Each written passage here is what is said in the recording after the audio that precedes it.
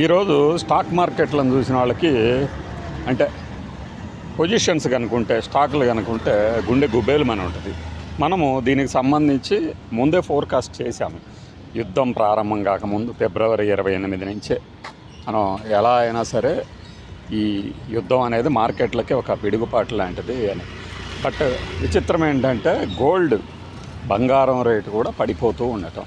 First బంగారం rate గురించి మాట్లాడుకుని మనం తర్వాత ఈ స్టాక్ మార్కెట్ల గురించి మాట్లాడుకున్నాము. బంగారం రేటు 5,436 నుంచి అంటే $5,436 ఔన్స్కి రేటు నుంచి ఫిబ్రవరి 8న ఆ రేటు ఈరోజు $5,103 వరకు చేరింది. అంటే దాదాపే ఉందిలే $313 నష్టపోయింది. ఎందుకు జరుగుతుంది ఇట్లా? మామూలుగా గోల్డ్ ఎప్పుడు పెరుగుతుంది అంటే డిమాండ్ ఉన్నప్పుడు.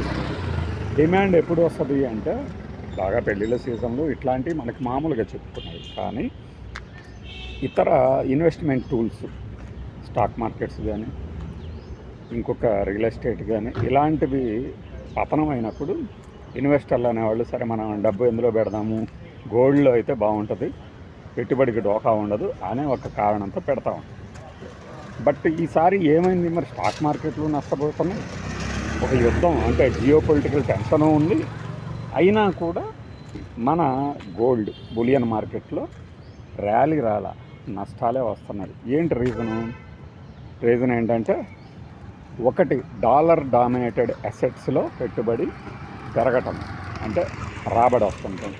యుఎస్ ట్రెజరీ బాండ్స్ అంటే ఇంటర్నేషనల్ మార్కెట్లో చూడాలి కాబట్టి యుఎస్ ట్రెజరీ బాండ్ల మీద ఈల్డ్ అంటే రాబడి వడ్డీ రేటు ఎక్కువ రావడం, దాంతో ఏం చేస్తున్నారంటే ఇన్వెస్టర్లు గోల్డ్లోంచి తీసి అందులో పెడుతున్నారు అంటున్నారు.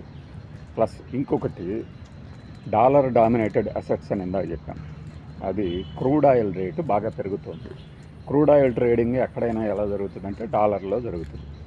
బయట ఉన్న స్పాట్ రేటుతో పాటు దాదాపుగా దగ్గరగా ఉన్నా కూడా క్రూడ్ ఆయిల్ రేటు ఈరోజు ఒక్కరోజే 20% పెరిగింది. 20% పెరిగి ఏ రేటుకి చేరిందంటే $118 దాకా వచ్చింది.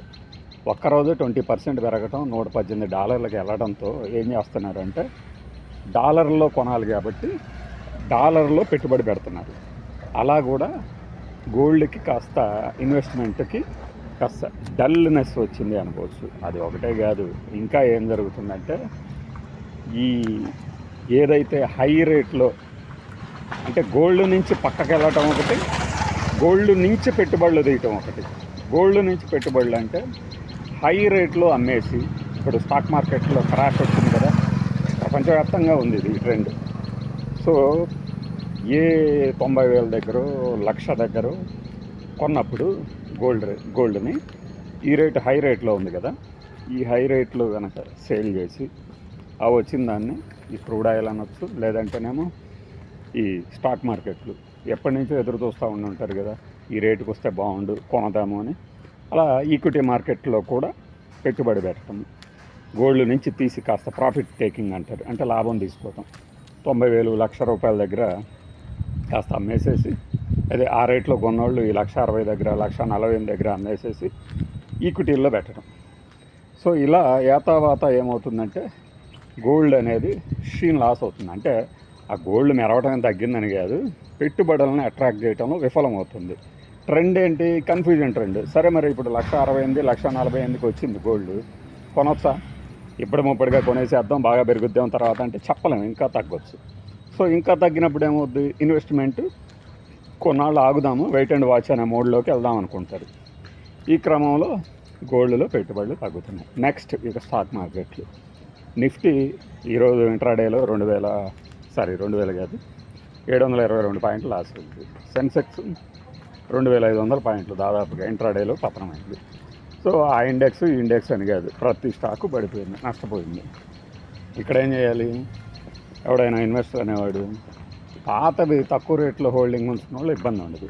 But fear of losing profit లాగానే ఫియర్ ఇంకా పడిపోతుందేమో అనే ఒక ఫియర్ ఏం చేస్తుందంటే వెంటనే లాభాల్లో ఉన్న వాళ్ళమన్నా మనం అమ్మేసేద్దామని చెప్పేసి అమ్మవచ్చు. అమ్మినప్పుడు ఏమవుతుంది? ఇన్విటబుల్గా ఇంకాస్త పతనం. ఇది ఇప్పట్లో ఆగదు అని చెప్తున్నారంటే ఆ పతనం ఇంకా కోసుగా ఉంటుంది. అలా అలా అలా ఏం జరుగుతుంది, ఇంకాస్త స్టాక్స్లో పెట్టుబడులు వెనక్కి తీస్తారు.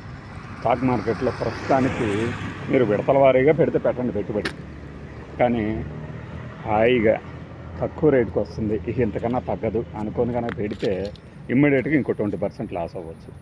ఐసిఐసిఐ సెక్యూరిటీస్ సంబంధించిన రీసెర్చ్ గ్రూప్ ఏం చేసిందంటే నిఫ్టీ ఈ క్రూడ్ ఆయిల్ పెరగడంతో ఇంకొక 10% లాస్ అవుతుంది అంటుంది. ఇవాళ పడింది 1.5%, ఇంకా 7.5%. అంటే ఇది అంచనా వేసింది కాబట్టి ఖచ్చితంగా జరుగుతుందని కాదు. ఒకవేళ జరిగిందనుకోండి, మీరున్న అంటే నిఫ్టీ ఇండెక్స్తో బేస్ చేసుకున్నప్పుడు మీరు రూపాయి పెడితే అందులో ఇంకాస్త 90 పైసల దాకా పోయే ఛాన్స్ ఉంటుంది. అది కాకపోయినా ఎటు ఫ్రీ ఫాలింగ్ నైఫ్కి చేతులు అడ్డం పెడితే ఏమవుతుంది అనే ఒక తొక్కలో సాగుతుంది. కాబట్టి ఇప్పుడు పెట్టుబడులు పెట్టద్దు, రిస్క్ టేకింగ్ ఎప్పుడైనా సరే ఈ డబ్బులు నావి కాదు అనుకొని అవసరం లేని డబ్బులను కనుక పెట్టుబడిగా పెడితే అయితే ఒకటి రిస్క్ తీసుకుందే మనకి ఇన్వెస్ట్మెంట్కి రిటర్న్స్ అయితే రావు. రిస్క్ ఇప్పుడు కొద్దిగా ఎక్కువైనా కూడా ఒక ఫిబ్రవరి 28తో పోల్చుకున్నప్పుడు వరుసగా పడుతూ వచ్చింది. ఫిబ్రవరి 28 నుంచి మధ్యలో 1-2 రిలీఫ్ ర్యాలీలు మినహాయిస్తే వరుసగా పడతానే ఉంది. ఈరోజు మార్చి 9కి వచ్చింది. 10 రోజుల యుద్ధం మనకేం మిగిల్చిందంటే ఇదిగో ఈ అనుభవాన్ని మిగిలిస్తూ ఉంటుంది. స్టాక్ మార్కెట్లో మార్కెట్ క్యాపిటలైజేషన్ వెళ్ళి లాస్ట్ వీకే 22 లక్షల కోట్ల దాకా నష్టపోతే ఇప్పుడు ఈ ఒక్క సెషన్లోనే 12 లక్షల దాకా పోయి ఉండొచ్చు. అంటే ఏంటి, ఇది ఎట్లా లెక్క పెడతారంటే బీఎస్సీలో ఉన్న మొత్తం లిస్టెడ్ కంపెనీల మార్కెట్ క్యాపిటలైజేషను అదే ఏ రోజుకి ఆ రోజు తగ్గుతుంటుంది ఈ స్టాక్ల రేట్ల తరుగు నుంచి. అలా మొత్తం స్టాక్ మార్కెట్ల క్యాపిటలైజేషన్ ఇప్పుడు 425 లక్షల కోట్లు ఉందనుకోండి. ఈ 25 లక్షల కోట్లు నష్టపోతే పోతే 400 లక్షల కోట్లుగా అంచనా మిగిలితే ట్రేడింగ్ ముగిసే టయానికి 25 లక్షల కోట్లు నష్టం కింద అంచనా చెప్తూ ఉంటుంది. ఇది మార్కెట్ క్యాపిటలైజేషనే తప్పితే ఆస్తులు కాదు. కొంతమంది సొంటలకి ఇది తెలియదు, ఆస్తులు అనుకుంటారు. ఆస్తి అనేది స్థిరాస్తిగా ఉండాలి, ఇది చరాస్తి. ఈ షేర్ వాల్యూ ఈరోజు ఇంత ఉంది కాబట్టి నీ ఆస్తి ఎంత అని చెప్పుకుంటాను, బట్ అది మళ్ళీ తగ్గితే ఆస్తి తగ్గింది. కాబట్టి ఇది మూవబుల్ అసెట్ కానే కాదు, క్యాపిటలైజేషన్. ఇది ఇంకా పెరుగుతుండొచ్చు, తగ్గుతుండొచ్చు.